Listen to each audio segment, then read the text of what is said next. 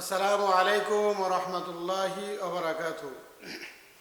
প্রিয় ভাই ও বন্ধুগণ, যারা আমাদের সাথে রয়েছেন আপনাদেরকে জানাই আন্তরিক মোবারকবাদ ও শুভেচ্ছা। আমাদের এক ভাই জানতে চেয়েছেন তার পোষা একটি গরু, সে মান্যত করেছে যে আমার যদি অমুক কাজটি আদায় হয়ে যায়, আমি যদি অমুক কাজে সফলতা অর্জন করি, তাহলে আমার এই গরুটি আগামী কোরবানিতে আমি কোরবানি করে দেব।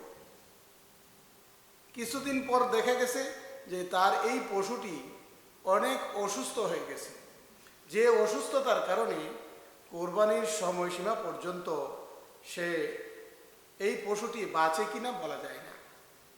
কোরবানি আসার আগেই পশুটি মারা যেতে পারে। তাহলে তার জন্য করণীয় কি?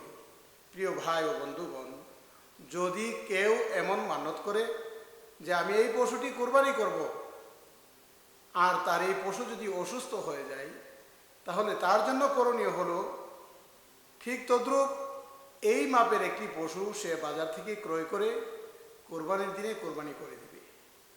তাইলেই তার কোরবানি আদায় হয়ে যাবে, তার মান্যত আদায় হয়ে যাবে।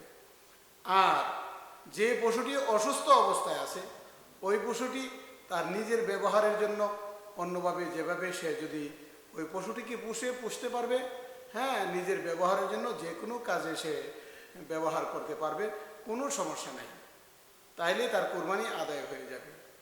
তাই আসুন আরেকটি মাসালা আমরা জেনে রাখি, যে পশু নিয়ে যদি কোনো ব্যক্তি কোরবানি করার জন্য মান্যত করে, তাহলে মান্যতের পশুর গোশত, হ্যাঁ, তারা নিজেরা ফ্যামিলির কেউই খাইতে পারবে না, নিজেও খাইতে পারবে না, ছেলে মেয়েদেরকেও দিতে পারবে না।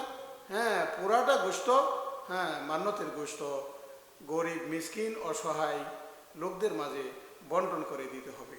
আল্লাহ তাআলা আমাদের সকলকে মাসালাগুলি বোঝার তৌফিক দান করুন। আমিন। আল্লাহু আল্লাহু আল্লাহু আল্লাহু